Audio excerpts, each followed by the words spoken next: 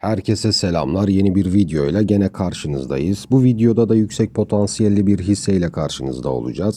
Yüksek potansiyelli hisse senedi video serimize devam ediyoruz. Devam edeceğiz. Tabii sizin katkılarınızla ve desteklerinizle yapıyoruz bu videoların çoğunu. Siz takip ettiğiniz veya yüksek potansiyelini gördüğünüz hisseler varsa videoların yorum bölümüne yazıyorsunuz. Biz de bakıyoruz, analizini yapıp sizinle paylaşıyoruz.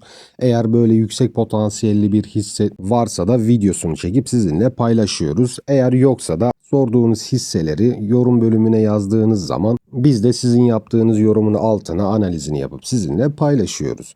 Ve videosunu çektiğimiz zaman Facebook'tan, Twitter'dan, TikTok'tan vesaire her yerden paylaşıyoruz. Onun için takip ettiğiniz, aklınızda olan veyahut gerçekten potansiyelini gördüğünüz hisseler vesaire varsa lütfen bu videoların yorum bölümüne yazın. Onları sizin için analizini yapıp sizinle paylaşalım. Tabii biz bu verileri nereden alıyoruz? Yani bu bilgileri nereden alıyoruz? Yani yüksek potansiyelleri, verdiğimiz hedefleri nereden buluyoruz? Tabii ki teknik analizle yapıyoruz biz bunları.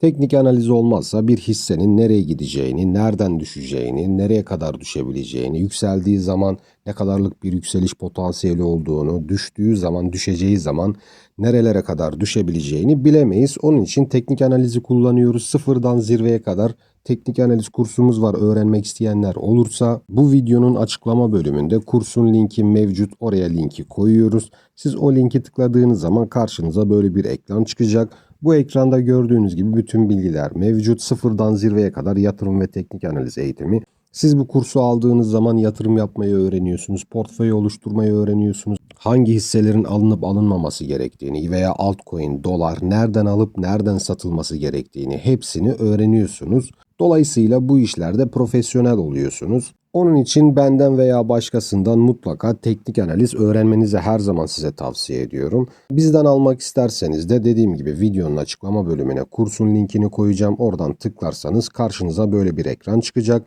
Ekranda gördüğünüz gibi bütün bilgiler mevcut. 103 tane şu an öğrencimiz var ve 1300 TL'den 500 TL'ye indirdik. Satın almak isteyenler bilgisayar üzerinden almak üzere satın alabilirler. Bilgisayar üzerinden satın aldığınız zaman vergi daha az oluyor. Onun için oradan almanız benim için daha iyi. Siz gene aynı şekilde ücret neyse onu ödüyorsunuz. Ve çoğunuz abone olmadan izliyorsunuz videoları. Sizden ricam 2-3 saniyenizi ayırıp abone olun. Siz 2-3 saniyenizi ayırıp abone olurken de ben de hemen analizime başlayayım.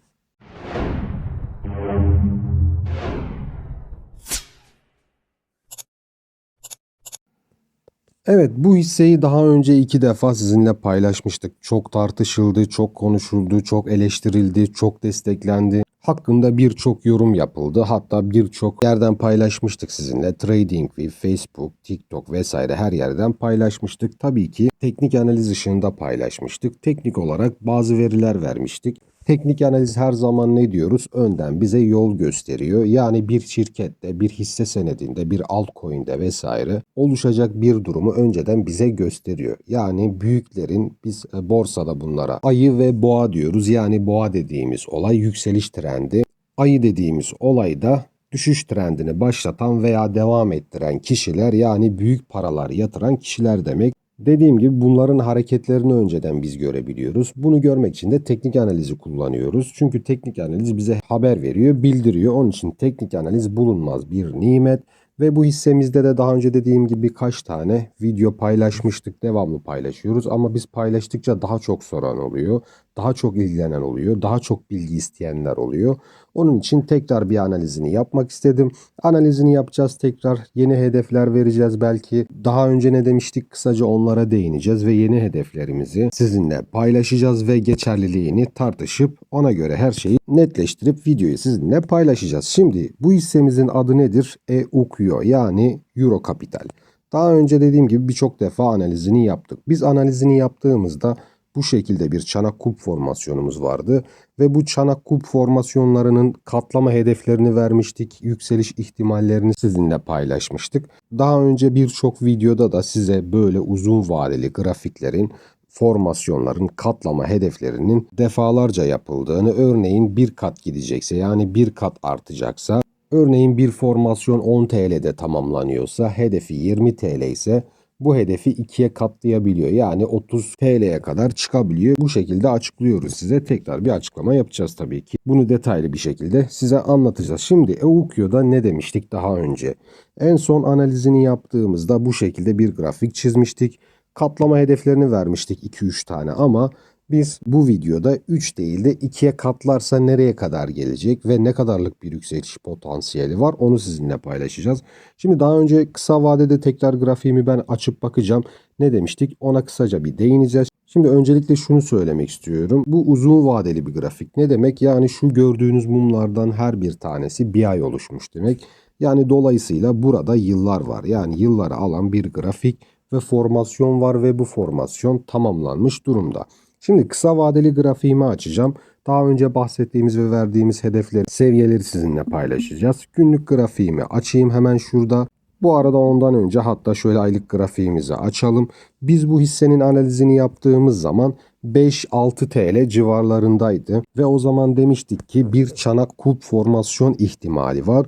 Bize demişlerdi ki bu şirket batık ve çok kötü durumda, yükselmesinin çok da ihtimali yok demişlerdi ama ben de demiştim ki eğer bu çanağa bir kulp formasyonu oluşursa bence yükselecek demiştim ve 5 TL'lerden 17 TL, 18 TL civarlarına kadar gitmişti. Ve gördüğünüz gibi şurada sarıyla gördüğünüz çizdiğimiz bir çanak kulp formasyonu var. O formasyon tamamlandı. Uzun vadeli olarak böyle güzel bir formasyonu var. Şimdi dediğim gibi kısa vadeli grafiğimize geçelim. Evet, gördüğünüz gibi 5 TL'den 17 TL civarlarına kadar gitmiş. Daha sonra orada bir düzeltme yaptı. Kötü eleştiriler geldi. İşte siz yükselecek dediniz ama bakın nasıl düşüyor vesaire diye yorumlar yapıldı. Ve biz tekrar analizini yaptığımızda ne dedik? Eğer bu hisse senedi 9 TL altına düşmezse tekrar yükseliş olacak ve verdiğimiz hedefler tekrar geçerli olacak. Bizim sınırımız neydi? Yani şartımız neydi? Her zaman şartımızı söylüyoruz. 9 TL altına düşmeyecek. Nitekim ondan sonra 17 TL'ye geldikten sonra gördüğünüz gibi hatta şöyle bakalım. Tam da 9 TL'ye kadar geldi. Hatta 9.15 TL civarına kadar geldi. Oradan bir tepki yükselişiyle yükselişe geçti ve doğal olarak bir düzeltme her zaman oluyor. Bakın 17 TL'ye gittiğinde zaten biz video çektik daha sonra. Dedik ki bu hisse senedi çok yükseldi, borsada çok yükseldi, bir düzeltme ihtimali var. Dikkat edin. Hatta ben dedim belki elimdeki hisseleri satarım ve tekrar 10 TL civarlarına gelmesini beklerim ve ben öyle söyledikten sonra o videoyu çektikten sonra hisselerimi sattım 15 TL civarlarında. Ve gördüğünüz gibi tekrar 9 TL'ye geldi. Benim alış noktam zaten ortalamam daha doğrusu burada belli. Şöyle kesik çizgilerle gördüğünüz seviyede benim ortalamam yani 10 TL civarlarından tekrar aldım. 17 TL'ye gittiğinde bakın burada tekrar sattım. Hatta 17 TL'nin de üstüne çıktı. Neden sattım? Burada gördüğünüz gibi maviyle gördüğünüz bir çanak formasyonu var. Oraya geldiği için çanak formasyonu tamamladığı için ben tekrar sattım ve ben sattıktan sonra tekrar düştü. Ama şunu da söyleyeyim size, kesinlikle ve kesinlikle ben bu hisseyi sattım diye düşmedi. Formasyon tamamlandı diye düştü. Ha diyebilirsiniz ki bu hisseyi sen oynatıyorsun. Hayır, ben kesinlikle bu hisseyi, bu şirketi işte yerinden oynatacak kadar, fiyat hareketlerine sebep olacak kadar kesinlikle bir yatırımım yok burada. Her zaman ben riski dağıtıyorum ve burada öyle dediğim gibi çok yüksek bir meblağım yok. Ben sadece bu hissede büyük parası olanların hareketlerini takip ediyorum. Bunu da dediğim gibi teknik analizde yapıyorum. Gördüğünüz gibi tekrar 10 TL, 11 TL civarlarına kadar düzeltme yaptı. Şurada 11.62'ye kadar düşüp tekrar bir tepki verdi. Düşüşler devam edebilir. Tekrar 10 TL hatta 9 TL'ye kadar düşebilir.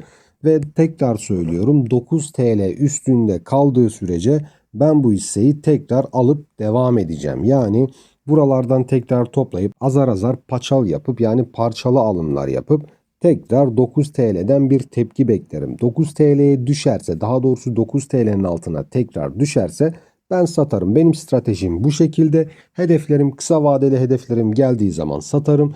Tekrar almam gereken yere kadar gelmesini beklerim. Ki burada da zaten bir formasyonumuz daha vardı. Şurada beyazla gördüğünüz şöyle katlayayım.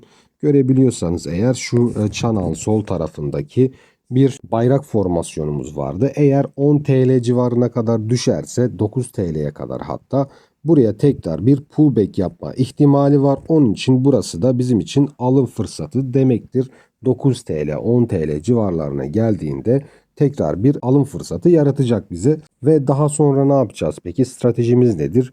9 TL civarlarına gelip eğer altına düşmezse tekrar 17 TL'ye gitmesini bekleriz. Daha sonra 25, daha sonra 42 TL hedefimiz var ama kısa vadeli olarak tabii ki. Ama uzun vadeli olarak tekrar daha önce verdiğimiz hedefler geçerli. Örneğin 223 TL ve daha sonra 5000 TL hedefimiz var. Ama bunlar uzun vadeli beklentiler ve uzun vadeli hedefler. Gördüğünüz gibi kısa vadeli satışlar zaten yapıyoruz. Ama ne olursa olsun takip etmeye devam ediyoruz ve uzun vadeli hedeflerimiz güncelliğini koruyor. Burada anlaştığımızı düşünüyorum ve bir de uzun vadeli grafiğe, hemen aylık grafiğe geçelim. Burada da gördüğünüz gibi birçok seviye paylaştık sizinle. 9 TL'nin altına düşmediği sürece bakın zaten çanak kulp formasyonumuz tamamlanmış. İlk hedefimiz neresi dedik? İlk hedefimiz 223 TL olacak. Bu uzun vadeli ama en az bir yıl. 9 TL'nin altına düşmediği sürece ikinci bir hedefimiz ama 223 TL üstüne atacak. 9 TL'den bahsediyoruz ya, 9 TL'nin altına düşmediği sürece elimizde tutacağız diye. O zaman da 223 TL'ye geldiğinde, üstüne attığında 223 TL altında kapanışlar veya düşüşler olmadığı sürece bizim hedefimiz 5000 TL'ler olacaktır uzun vadeli. Peki ne kadarlık bir yükseliş potansiyeli var? Onu sizinle hemen paylaşalım. Bu arada kanalımızın katıl butonu açıldı. Kanalımıza abone olup, daha doğrusu üye olup bize desteklerinizi verebilirsiniz yaptığımız analizlere karşı. Ayrıca birçok ayrıcalıktan yararlanmak istiyorsanız da gene kanalımıza abone olun, üye olun. Birçok konuda faydalanacaksınız. İleride size özel eğitim videoları paylaşacağız, analiz videoları paylaşacağız. Canlı yayında sorularınıza cevap vereceğiz. Hatta sosyal medyada ileride tabii ki üyelik seviyenize göre bana ulaşıp canlı bir şekilde sosyal medyada bağlantı kurup iletişime geçip detaylı destek alabileceksiniz. Katıl butonuna tıkladığınız zaman gördüğünüz gibi ay rozetleri var burada. İşte en düşüğü ilk ayınki mavi, daha sonra mora kadar 48 aylık rozete kadar gidiyor. Ve burada yazılan birçok ayrıcalıktan yararlanıyorsunuz. Katıl butonu ile ilgili videoyu da sağ üst köşeye koyacağım videonun sonunda. Oradan izleyebilirsiniz. Çok fazla zamanınızı almak istemiyorum. Evet, ne dedik? Hedeflerimizi verdik, desteklerimizi söyledik, şartlarımızı söyledik, şartlarımızı belirttik, hedeflerimizi verdik. Şu anda da şöyle bir bakalım, yüksek potansiyel dediğimiz ne kadar, onu sizinle paylaşalım. Şu andan itibaren şu an 12 TL civarlarında. Gördüğünüz gibi bu çanak kulp formasyonuna eğer ikiye katlarsa %45.500'lük bir yükseliş potansiyeli var. Bu da 455 kat demek. Bu da gayet güzel bir kar potansiyeli demek. 9 TL'nin altına düşmediği sürece uzun vadeli hedefimiz 223 TL. 223 TL üstüne atıp kalıcı olursa da bizim uzun vadeli ikinci hedefimiz 5300 TL civarları olacaktır. Tabii ki her zaman ne diyoruz? Yatırım işi sabır işi demektir. Sabredemiyorsanız bu işlerden uzak durun. Hiç bulaşmayın diyoruz. Ve yüksek potansiyelini gördüğünüz hisse senetleri, altcoin'ler vesaire ne varsa videonun yorum bölümüne yazın. Siz bu şirket hakkında ne düşünüyorsunuz ve sorduğunuz şirket hakkında da eğer ne düşünüyorsanız onu da yorum bölümüne mutlaka yazın. Saygı çerçevesinde lütfen herkes yorumunu yapsın. Söyleyeceklerim bu kadar. Düşüncelerinizi mutlaka bekliyorum. Sonraki videolarda görüşmek üzere.